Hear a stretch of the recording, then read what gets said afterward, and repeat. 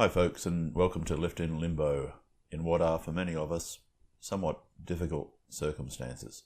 This is a quite ad hoc and purely audio vlog, suitable for those of you who like to listen to podcasts while doing other things like, stalking real estate or playing mahjong.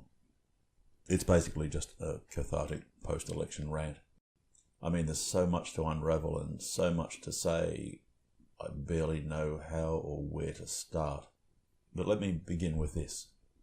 To all those conservative pundits and commentators and sundry journalists who think they have some right or capacity to tell us how we should feel about the election result or how we should respond to it, I say piss off.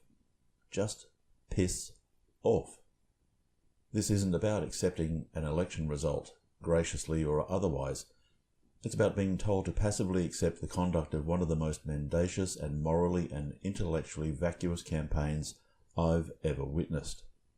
Given the immense damage this does to our nation's polity, I won't be told by any of you to simply accept it.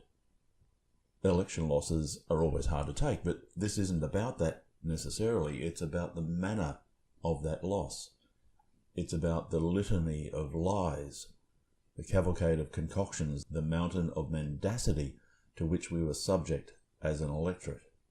That combined with the ruinous of democracy farce of a wealthy mining magnate inserting that wealth into the campaign and effectively buying the result for the coalition, or at least attempting to do so. That's not something any of us ought passively accept. That the coalition got into bed with such an outrageous and publicly admitted to manipulation of precious democratic principles is really quite staggering in its moral vacancy and an absolute indictment of their ethical standards. That the electorate has rewarded this behaviour with no less than government itself is depressing and culturally dangerous. What it signals to the political parties of this country is not merely that such nonsense is acceptable, but that it is indeed somehow desirable. The electorate has now given the coalition carte blanche to make moral and intellectual corruption the leitmotif of future election campaigns, and more than that, the manner of their actual governance, because those things flow together. I've often made the argument that in the political realm, people don't really want the truth. What they want are carefully constructed lies that pass as believable, and I think that's evidenced by the fact that we don't reward political honesty. Labor went into this election with the most classically Labor policy suite we've seen in some time. They offered that platform hand on heart and got kicked in the guts for it. The reasons for that are manifold and I think fairly obvious. The unexpected and egregious antics of Clive Palmer, coupled with a typically biased Murdoch press that no longer even attempts to hide its status as the coalition propaganda unit. A mainstream media all too willing to passively echo coalition distortions, lies and mythology, and seemingly all too accepting of the levels of bullshit we saw in this campaign as somehow normative. An increasingly disengaged and credulous electorate, which invariably favours conservatives because those are the people most willing to cast ethics aside and exploit it.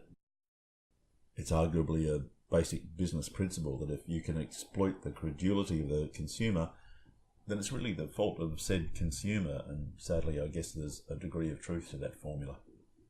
This campaign and much of the conduct of the actual ballot, with fake signage, fake and or misleading how to vote cards, and a quite staggering array of breaches of the Electoral Act, has been an embarrassment to the nation and damaging to the fundamental notion of us as a democracy that actually values that concept.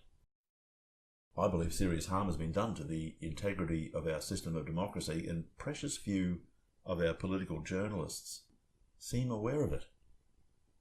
It's pretty disturbing that those one would think ought to be most cognizant of this issue seem to be all but silent about it, perhaps in some misguided attempt to appear objective, or maybe they're just in shock too, who knows. But I note there are also members of our erstwhile Fourth Estate who seem to think that we of the left ought respect the judgment of the electorate. I'm sorry, no. Fuck that. I mean, naturally, we have to pragmatically acknowledge that such a judgment has been made, but that doesn't translate into any sort of moral obligation on our part to accept or respect it. I'm not going to respect the judgment of a group of Australians who just voted to screw over clients of the NDIS because they sure as hell have just done that, as if the situation weren't bad enough already. I don't have to accept Australians providing resuscitation to a veritable corpse of a government that's been a demonstrable joke for 6 years. To the coalition and its supporters, and to Conservative voters more generally, I'd say this: politics is a tough game. We get that. We get that. We know what spin is. But you're happy for politics to be literally ruthless, divorced from any true sense of moral and intellectual integrity or valuing of truth. You engage politics as if it were some sort of shady business transaction in which you can deceive the customer. And there's no honour in lying your way to government. There's no cause for pride in effectively buying an election.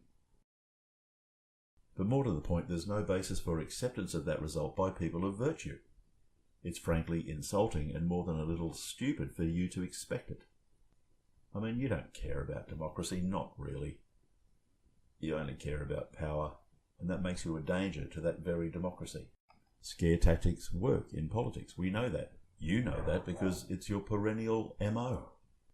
You're likely aware of the fear and threat response in the amygdala of conservatively minded people. No doubt psychologists have told you about this. You exploit it without conscience and without shame, and you're quite crazed in this sense. I'm not suggesting for a second that the left are saintly.